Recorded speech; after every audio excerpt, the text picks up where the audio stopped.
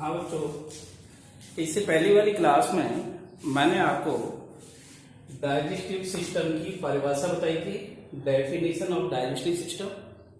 ठीक है।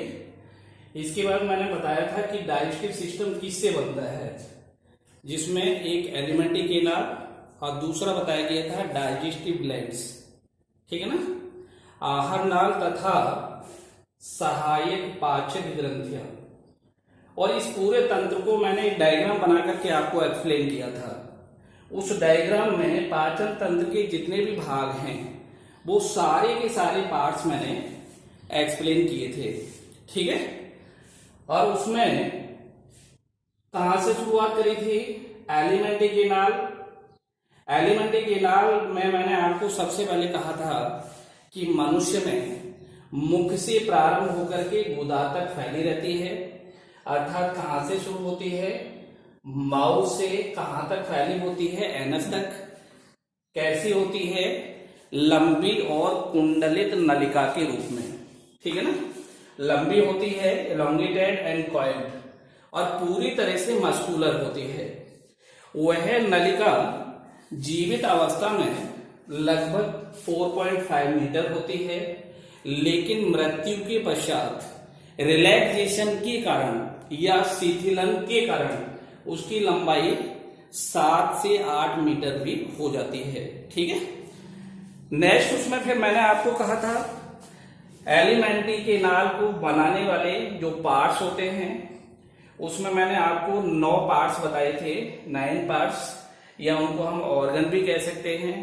जिसमें सबसे पहले फर्स्ट पार्ट मैंने लिखा था माउथ, सेकंड बताया था वक्कल कैविटी, थर्ड बताया था फेरिंक्स, फोर्थ बताया था इसोफेगस, फिफ्थ बताया था स्टोमक, और सिक्स्थ बताया था स्मॉल इंटेस्टाइन, सेवेंथ बताया था लार्ज इंटेस्टाइन, 8 बताया था रेक्टम, और जो लास्ट पार्ट 9 था उसको कहा गया था एनस।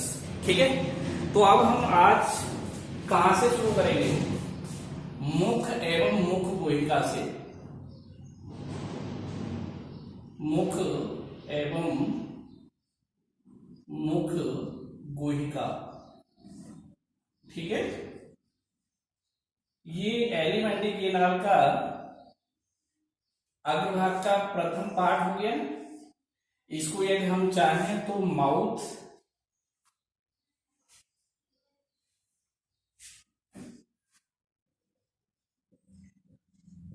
इसको माउथ भी कह देते हैं, एंड बक्कल कैविटी।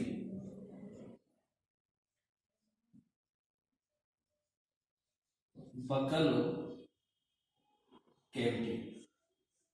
ठीक है। अब देखिए, इसके बारे में ये कहा जाता है कि मुख क्या है। ये अपनी जो अपर्चर होती है, ओनली अपर्चर, जो किससे घिरा हुआ है? फ्लैशी लिप से, अर्थात जो दोनों तरफ ओष्ठ से, एक अपर लिप है एक लोअर लिप है, इन दोनों से जो घिरी हुई संरचना है उसी को हम क्या बोलेंगे? मुख या माउथ कह रहे होते हैं। अर्थात इसमें ये बोला जाता है mouth aperture is bounded by the lower and upper lip.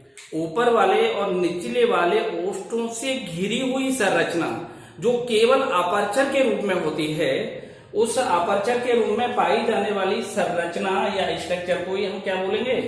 मुख कहेंगे, जिसके द्वारा भोजन को इंजेस्ट करते हैं। भोजन को कहां लेके जा रहे होते हैं? अंदर लेके जा रहे होते हैं। ठीक है ना। अब इसके बाद में मुख कहां पर ओपन हो जाएगा? बक्कल कैविटी में। अर्थात हम कह सकते हैं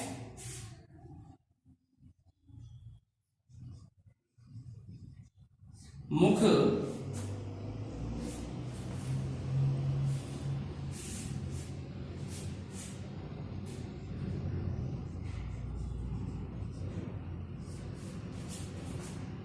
ऊपरी एवं निचले ओष्ठों से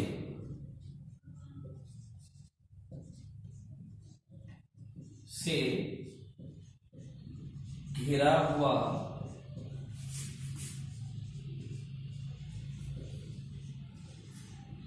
छिद्र होता है।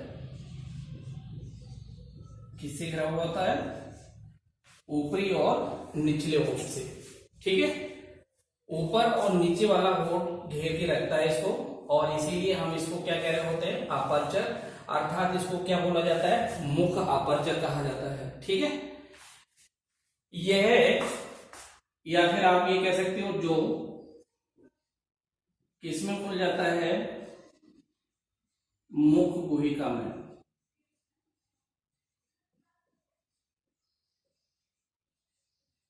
मुख गुहिका में खुल जाता है।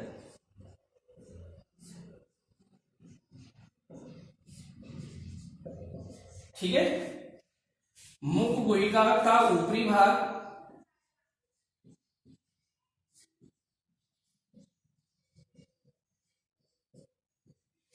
का ऊपरी भाग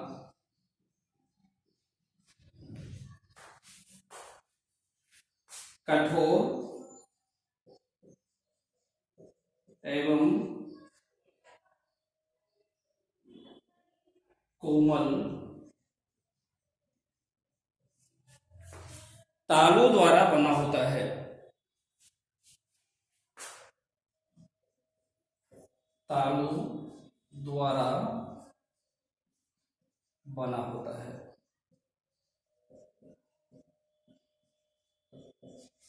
ठीक है, इसका ऊपरी भाग किससे बना हुआ है? मुख गुहिका का, तालू से, अर्थात पैलेट से। ठीक, और इसकी पास में जो भित्तियां हैं, इसकी पार्श्व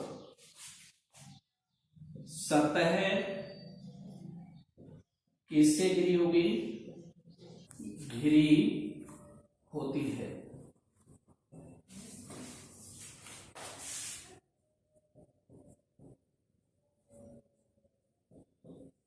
ठीक है, तथा इसके तल पर, किसके तल पर? मुख गुहिका के, तथा इसके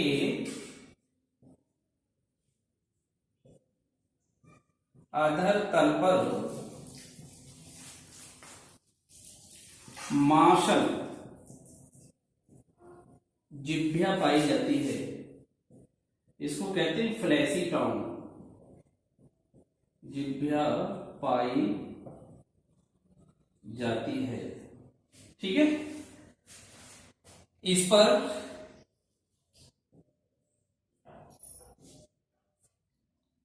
स्वाद कलिकाएं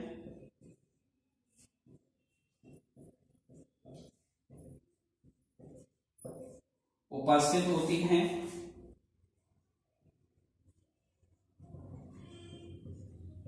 उपस्थित होती हैं जो मीठे, कोमा, खट्टे, कोमा, नमकीन एवं कड़वे का ज्ञान कराती हैं। कड़वे स्वाद का ज्ञान कराती हैं।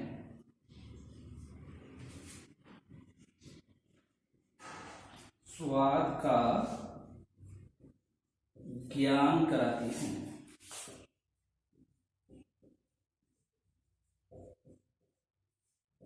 ठीक है, इसका मतलब ये हुआ कि जहां से अपन शुरू करे थे माउथ एंड बकल कैविटी, तो मैंने कहा था कि ये जो मुख होता है इट इज ओनली अपर्चर, इसको हम माउथ अपर्चर कह रहे होते हैं।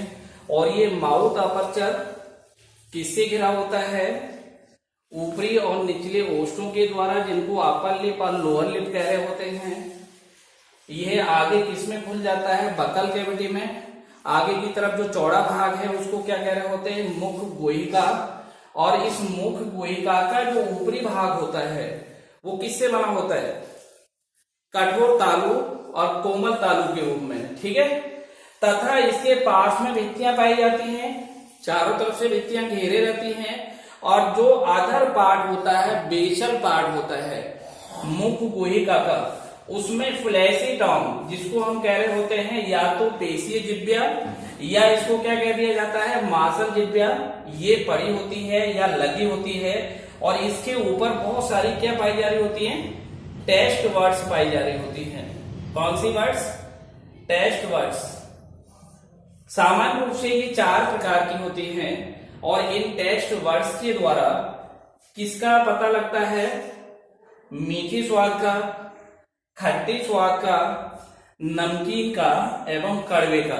ठीक है, वैसे आप मीठे और नमकीन, जिसको हम स्वीट और साल्टी कह रहे होते हैं, लेकिन बिटर खट्टे में और किसमें, कड़वे में अंतर करना थोड़ा सा मुश्किल हो जाता है। लेकिन देखिए मैं आपको एग्जाम्पल के रूप में बता रहा हूं, जैसे अपन कार्ड लेते हैं दही।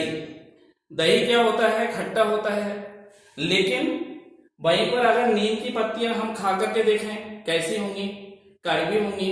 अगर वहां पर करेला की सब्जी अपन देख रहे होते हैं, खाते हैं, कैसी होती है, कड़वी होती है। करेला कैसा होता है, कड़वा होता है। तो ये खट्टे और किसमें पहचान है, कड़वे में। और ये कौन पहचान करवा रहा है, स्वाद कलिकाएं, जिनको हम क्या कह रहे होते हैं, टेस्ट वर्ड्स, कहां पर पाई जाती हैं, जिह्वा पर पाई जा रही होती हैं। एक विशेषता यहाँ पर ये होती है कि ये जो यंग वंश होते हैं, या हम ये कह सकते हैं कि जो मेच्योर होते हैं, पूरी तरह से जिनको हम वयस्क कह रहे होते हैं, उनमें ये बहुत अधिक एक्टिवेट होती है। लगभग ये कहा जा सकता है कि उनमें ये बर्ड्स 100% एक्टिवेट होती हैं, या 100% उनमें क्रियाशील होती हैं। लेकिन जैसे जैसे एज बढ़ता है, या ओल्ड एज हम कह सकते हैं, वृद्धावस्था में इनके अंदर डिटोरिएशन आना शुरू हो जाता है। डिटोरिएशन का मतलब है इनकी कार्य क्षमता में कमी आना शुरू हो जाती है, और तब कार्य क्षमता में कमी आती है तो ये लगभग वृद्धावस्था में 50 से भी कम परसेंट पर आ जाती हैं। इस कारण से आपने देखा होगा कि जो वृद्ध लोग होते हैं, उनको हम सामान्य रूप से जैसा भी खाना देते हैं, वो खाना उनको ठीक लगता है। आप उनसे पूछेंगे टेस्टी है तो कहेंगे बहुत अच्छा है, लेकिन अगर आप कितना ही स्वादिष्ट खाना बनाएंगे और बच्चों से पूछेंगे तो कुछ न कुछ उसमें वो कमी जरूर निकालेंगे, नमक कम है, मिर्च ज्यादा है। ये सब क्यों होता है, क्योंकि उनमें टेस्ट वर्ड्स बहुत एक्टिवेट होती हैं, स्वाद कलिकाएं बहुत ज्यादा एक्टिवेट होती है। और जबकि वृद्धावस्था में इन स्वाद कलिकाओं में क्या आ जाता है, डिटोरिएशन, गिरावट आ जाती है, इनके कार्य करने की क्षमता बहुत कम हो जाती है। इस कारण से उनको बहुत अधिक स्वाद से कोई ज्यादा लेना देना नहीं होता है। ठीक है, अब देखिए इसी को और आगे बढ़ाते हुए, किसको, मुख और मुख गुहिका को और आगे बढ़ाते हुए बताना है अपने को कि ये जो अभी मैंने माउथ अपर्चर बताया था आपको, जिसको हम मुख द्वार कह सकते हैं। क्या कह सकते हैं, मुख द्वार। मुख द्वार किससे जुड़ा रहता है, या हम कह सकते हैं मुख द्वार किसके द्वारा बाउंडेड रहेगा, सराउंडेड रहेगा, घेरा हुआ रहेगा, अचल, नॉन मोटाइल, ऊपरी एवं चल, जिसको मोटाइल कह सकते हैं, मूवेबल कह सकते हैं, निचले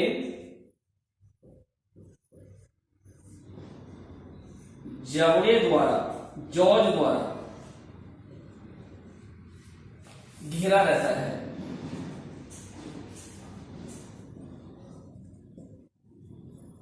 ठीक है, दोनों जबड़ों में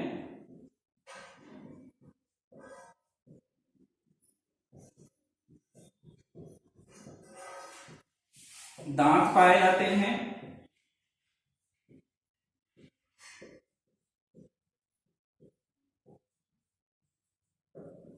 होते ही नहीं, दोनों जबड़ों में दांत होते हैं ना।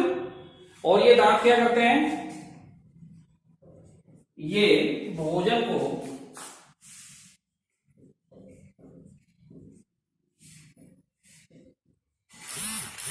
छोटे छोटे अंश या टुकड़ों में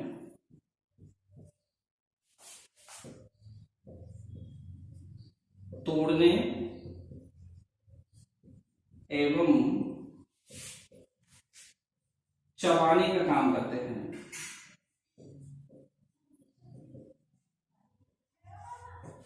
ठीक है, कार्य करते हैं।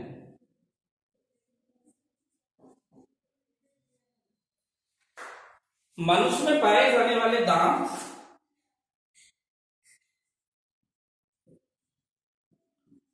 विषम दंती होते हैं।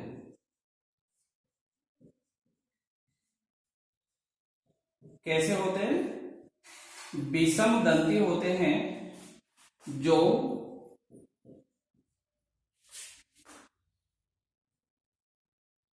अनेक प्रकार के होते हैं। इसीलिए इनको क्या कहा गया है? विषम दंती। अर्थात सारे एक जैसे नहीं है, समान नहीं है, कई प्रकार के वो दिखाई दे रहे होते हैं, इसलिए इसको हम क्या कह देते हैं? विषम दंती, या इसी को हम एक नाम दे रहे होते हैं हेट्रोडोंट। क्या कह रहे होते हैं? हेट्रोडोंट। ठीक है ना? मनुष्य के प्रत्येक जबड़े में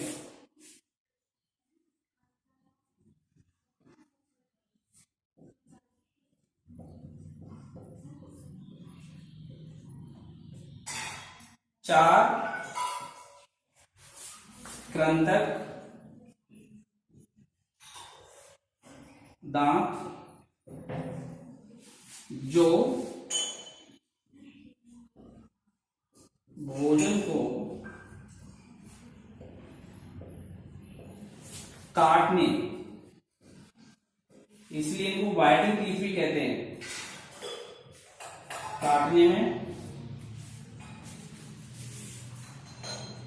दो रदनक, भोजन की चीरफाड़ करने में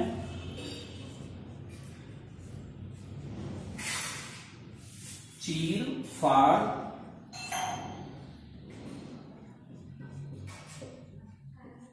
करने में और चार चवर्ण, जिनको प्रीमोलर कहा जाता है, अग्र चवर्ण, एवं 6 चवर्ण को जो भोजन को तोड़ने में एवं पीसने में कार्य करते हैं, जो भोजन को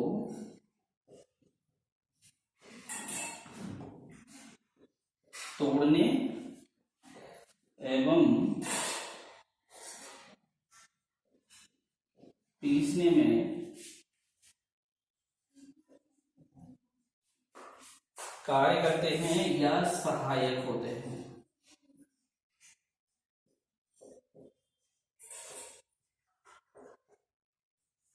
ठीक है, आगे मैंने क्या बताया?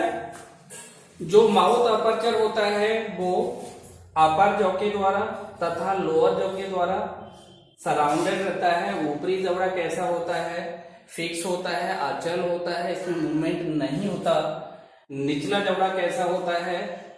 चल होता है, इसमें मूवमेंट पाया जाता है। ठीक है, इसके बाद हम बता रहे होते हैं दोनों जगहों में दांत पाए जाते हैं। ये क्या करते हैं? भोजन को छोटे छोटे पार्ट्स में तोड़ देते हैं। छोटे छोटे पार्ट्स में जब तोड़ देते हैं तो उनमें लार मिला दी जाती है और एक बोलस बन जाता है जो निगलने में आसानी होती है। ठीक है, इसके बाद हम कहते हैं मनुष्य में दांत कैसे होते हैं? विषम दंती होते हैं, हेट्रोडोंट प्रकार के होते हैं, अर्थात ये अनेक प्रकार के होते हैं, जिनमें प्रत्येक जबड़े में 4 कृंतक, जिनको इंसीजर कहा जाता है या बाइटिंग टीथ कह रहे होते हैं, जो भोजन को काटने में काम आते हैं। इसके बाद 2 केनाइन बताए थे, रदनक, ये भोजन की चीरफाड़ करते हैं। इसके बाद 4 प्रीमोलर और 6 मोलर, जो भोजन को पूरी तरह से तोड़ते हैं और ग्राइंड करते हैं, पीसने का काम कर रहे होते हैं। ठीक है ना, इसलिए इनको हम क्या कह रहे होते हैं कि ये कैसे होते हैं? विषम दंती होते हैं, हेटेरोडोन प्रकार के होते हैं, ठीक है ना। इसके बाद देखिए, एक वयस्क मनुष्य में दांतों की संख्या अगर हमें बतानी है तो कितनी बतानी होगी? 32। अर्थात हम ये कह रहे होते हैं कि वयस्क मनुष्य में, एडल्ट उसमें एक वयस्क मनुष्य में कुल दांतों की संख्या कितनी होती है? 32 होती है, 32 होती है, ठीक है। यह पूछा जाता है how many numbers teeth are found in human, then you can write as 32। कितने बताओगे? 32, ठीक। और इन सभी दांतों के विन्यास को, इन दांतों के विन्यास को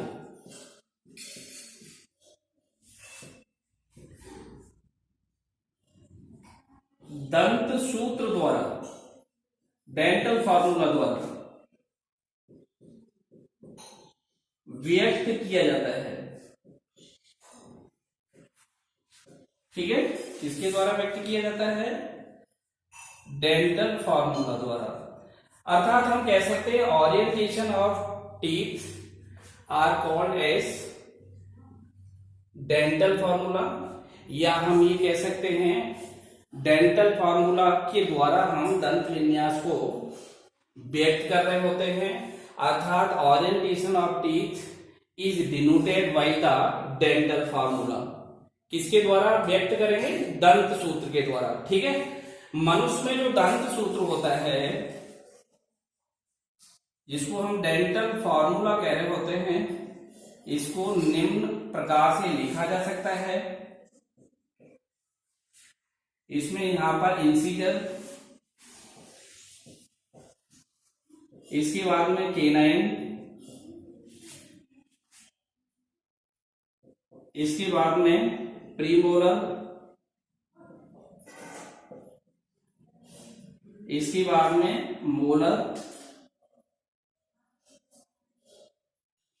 और इसको बंद कर देते हैं, मल्टीप्लाई 2 से कर देते हैं, बराबर संख्या कितनी आ जाती है? 32, ठीक है ना।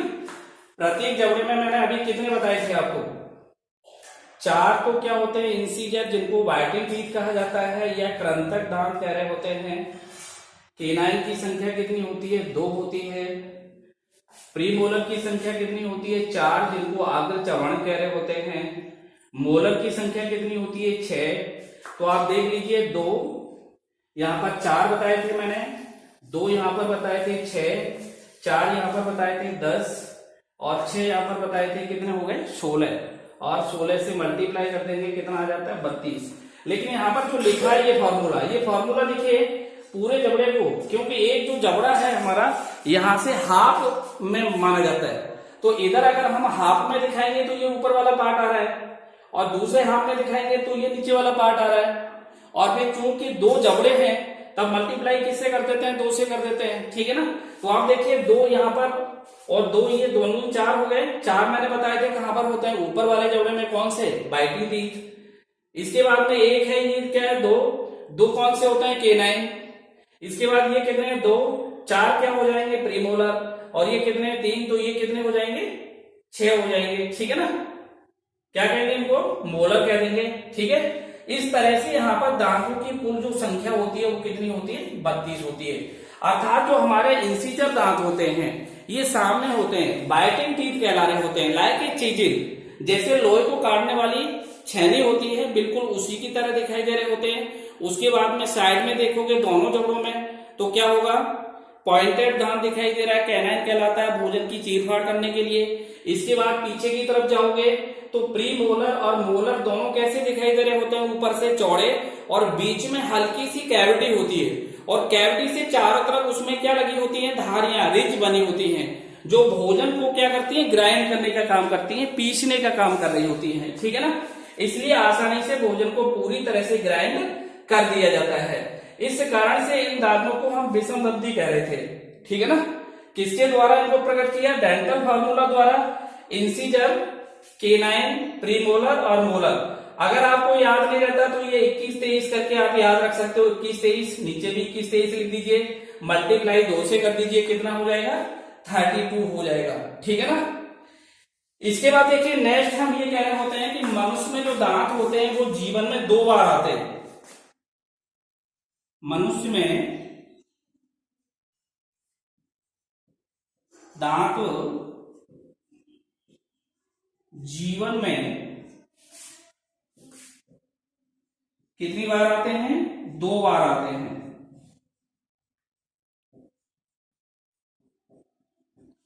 इसलिए इन्हें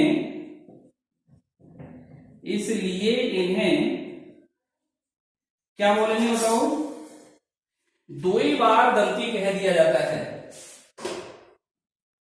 2 बार दंती कह दिया जाता है।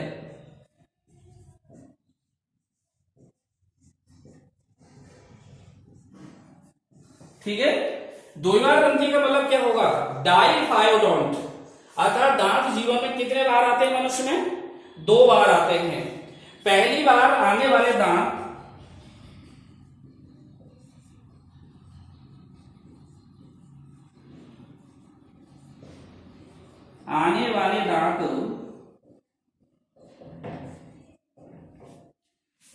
कैसे होते हैं?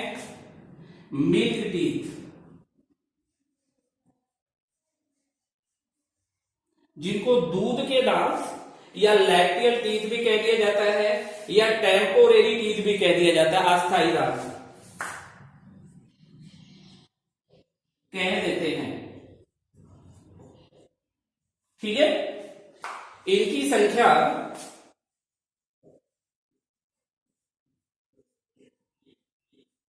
कितनी होती है? 20 होती है।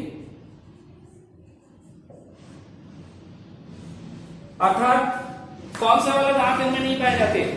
मोलर। अब मोलर को आप देख लीजिए, एक जबड़े में कितने हैं? ये यहां पर 6, 3 दूनी 6, और दूसरे जबड़े में कितने होंगे? 3 दूनी 6, 6 और 6 कितने हो गए? 12। अगर 32 से हम 12 हटा दें, माइनस कर दें, तो नंबर कितना रह जाएगा? 20 रह जाएगा ना। अगर आपसे पूछा जाता है कि how many numbers of milk teeth, तब आपको क्या बोलना पड़ेगा?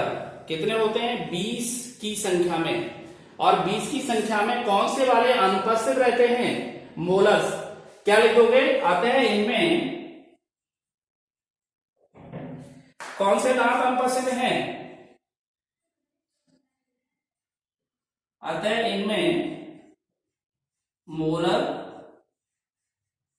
टीथ एब्सेंट होते हैं, एब्सेंट होते हैं। ठीक है, आपने देखा होगा ये दांत जो बच्चों में आते हैं, उनको दूध के दांत जो कह रहे होते हैं पहली बार वालों को, ये दांत एक समय पूरा करने के बाद में अपने आप निकल जाते हैं, टूट जाते हैं, लेकिन पेन नहीं होता है, कोई ब्लड भी नहीं आता है। ऐसा क्यों नहीं होता? क्योंकि इन दांतों के चारों तरफ एक परिदंतीय झिल्ली नहीं बनती है, पेरियोडोंटल मेम्ब्रेन नहीं बनती है। दांतों के चारों तरफ एक झिल्ली बन जाती है जो अस्थियों के गर्त में दांत को जोड़ने का काम करती है, सीमेंट का काम कर रही होती है। वो यहाँ पर होती नहीं है, इसलिए वो दांत आसानी से टूट जाता है। अगर हम तोड़ भी दें तो बच्चे को बहुत ज्यादा पेन नहीं होगा, ब्लड नहीं आएगा। लेकिन जो परमानेंट टीथ हैं वो यदि टूट जाते हैं तो वो दर्द सहनीय नहीं होता, अर्थात बहुत असहनीय होता है। इसीलिए हम कह रहे होते हैं वो दांत कैसे हो जाते हैं फिर? परमानेंट, क्योंकि उन दांतों, ठीक है ना, इस कारण से क्या होगा? वो दांत मजबूती के साथ लगा रहता है, वो आसानी से नहीं निकलता। या तो कोई एक्सीडेंट के कारण, चोट लगने के कारण निकल सकता है, या फिर किसी बीमारी के कारण निकल सकता है, वरना वो कैसा हो गया? स्थायी या परमानेंट। ठीक है ना। इसीलिए हम क्या बोलेंगे कि दोबारा जो दांत आ रहे हैं, पहली बार वाले दांत तो क्या बता दिए? Milk teeth. लेकिन दोबारा जो दांत आएंगे उनको क्या बोलोगे? दूसरी बार आने वाले दांतों को परमानेंट टीथ कहा जाता है। ठीक है, दूसरी बात,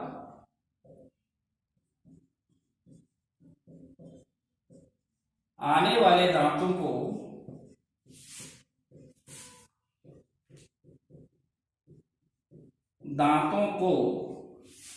स्थायी दांत कहा जाता है। ठीक है, क्या बोलते हैं इनको? परमानेंट टीथ कह रहे होते हैं।